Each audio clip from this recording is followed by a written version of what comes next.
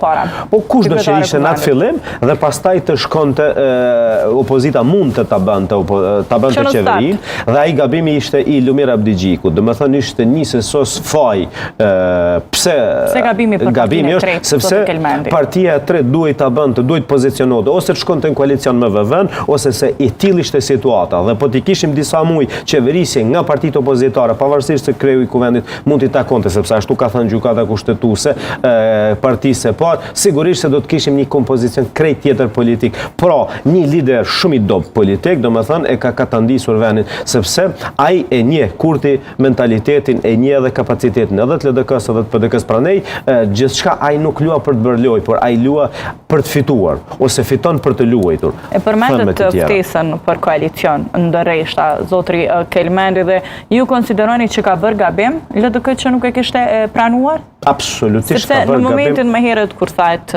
që ndoshta edhe nuk do duhet që partitë opozitare